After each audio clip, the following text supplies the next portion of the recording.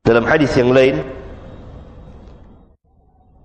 Rasulullah SAW katakan, hadis muttafaqun alaih, riwayat Bukhari dan Muslim, man ahdatha, barang siapa yang mengadakan dalam urusan kami ini, ahdath,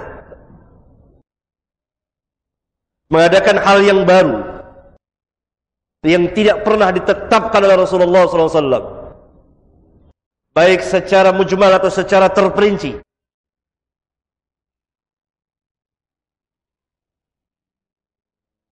atau ada secara mujmal tetapi tidak ada secara terperinci.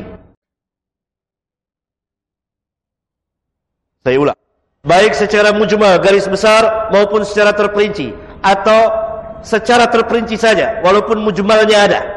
Saya berikan dua buah contoh. Yang pertama, tidak ada secara mujmal garis besar dan tidak ada secara terperinci. Contohnya banyak sekali. Di antaranya Maulid Nabi sallallahu alaihi wasallam, peringatan Isra dan Mi'raj Nabi sallallahu alaihi wasallam, peringatan nuzul Quran. Tidak ada keterangan baik secara garis besar maupun secara terperinci, kecuali berbaik sangka, kecuali berihtisan, menganggap baik perbuatan ini karena dalam rangka mengagungkan, memuliakan, meninggikan, memuji, membesarkan Nabi yang mulia sallallahu alaihi wasallam.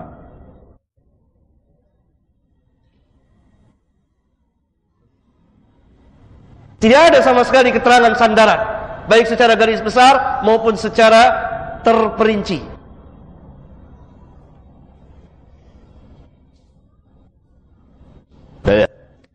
Ini kaidah yang besar. Saya hanya menyampaikan.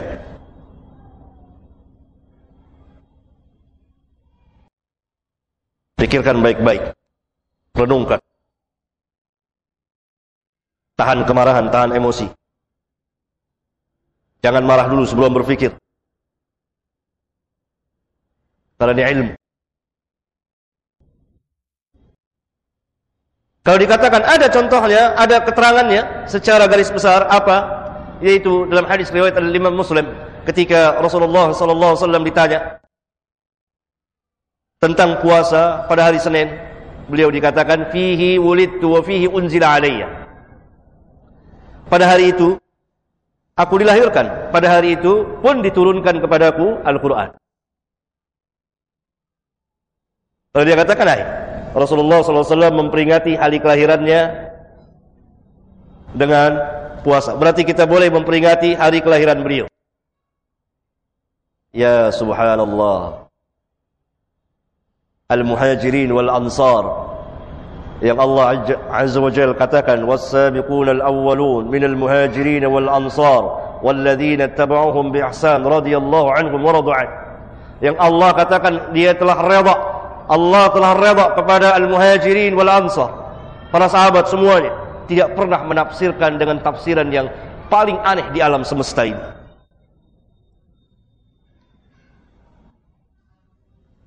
Kalau betul tafsirannya seperti itu, tentu para sahabat lebih dahulu memperingati beliau. Karena tidak ada seorang pun juga, satu kaum, satu masyarakat yang sangat menta'zimkan, mengagungkan, membesarkan, memuliakan, meninggikan Nabi yang mulia sallallahu alaihi wasallam lebih dari para sahabat ridwanullah alaihim jami'an. Karena itu mereka mendapat keridhaan Allah, dan kita belum mendapat keridhaan Allah kecuali kita mengikuti dengan cara yang baik. Mengikuti siapa? Walladzina was-sabiquna al-awwalun minal muhajirin wal ansar walladzina tabauhum bi ihsan. Orang-orang yang mengikuti mereka dengan kebaikan, mengikuti mereka, dhamir mereka itu kata ganti mereka kembali kepada al-muhajirin wal ansar. Dalam hadis itu yang dijadikan contoh oleh para sahabat, as-saum, puasa pada hari Senin.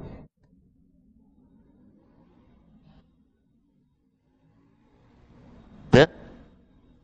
Tapi tidak ada secara garis besar, secara terperinci.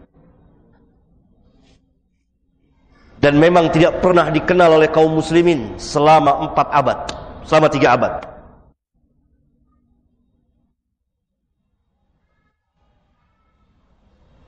Contoh yang kedua, ada secara garis besar, tidak ada secara terperinci.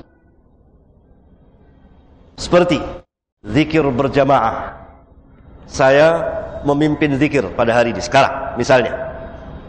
Saya mengucapkan lafaz-lafaz yang saya ambil dari hadis-hadis Rasulullah sallallahu alaihi wasallam. Zikir dengan subhanallah walhamdulillah wala ilaha illallah wallahu akbar. Ada tidak dalilnya? Ada. Ini yang dikatakan mempunyai dalil secara garis besar. Tetapi secara terperinci tidak ada. Lalu saya pimpin zikir. Mari saudara-saudara sekalian, kita berzikir bersama-sama dengan lafaz yang sahih yang datang dari Rasulullah SAW. Saya hanya memiliki dalil secara garis besar yang terperinci, yaitu cara saya berzikir dan cara kita berzikir bersama-sama. Itu yang dikatakan dalil secara terperinci. Mana sering terjadi syubhat di kepala kaum muslimin. Sini punya dalil, ini punya dalil. Yang satu mengatakan bid'ah, yang satu mengatakan sunnah. Mana yang benar? Akhirnya karena kita tidak terbiasa dididik secara ilmiah, jadi bingung. Ah udahlah, dua-dua aja benar deh. Kesian. Maka itu dalil harus dudukkan pada tempatnya masing-masing. Ini yang ulama katakan dahulu bid'ah idhofiyah. Kalau terkait dengan satu sisi ada keterangannya. Lafaz-lafaz zikirnya, keutamaan tentang berzikir, ganjaran bagi mereka yang berzikir, penuh ayat Al-Quran dan hadis-hadis Rasulullah SAW. Tapi dari sisi lain caranya, kaifiyahnya, sifatnya, bilangannya, jumlahnya tidak ada keterangan. Yang satu pertama secara jumlah, yang terperincinya tidak ada.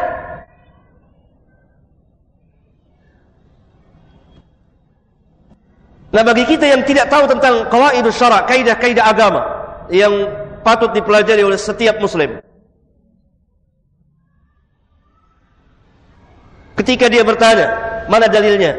Disodorkanlah ayat-ayat Al-Quranul Karim. Al-Quranul Karim yang memerintahkan, yang menganjurkan berzikir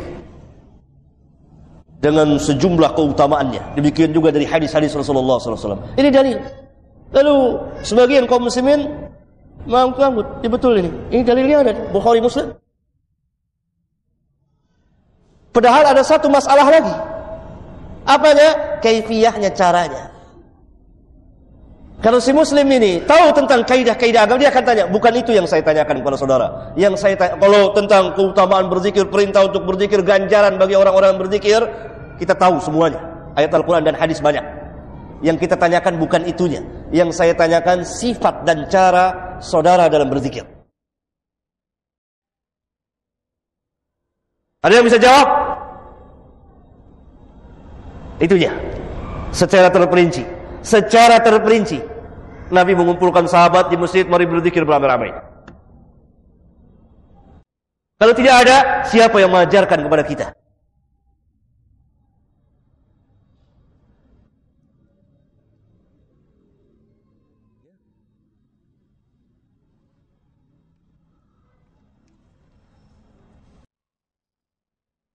Nah, itulah apa yang dikatakan sebagai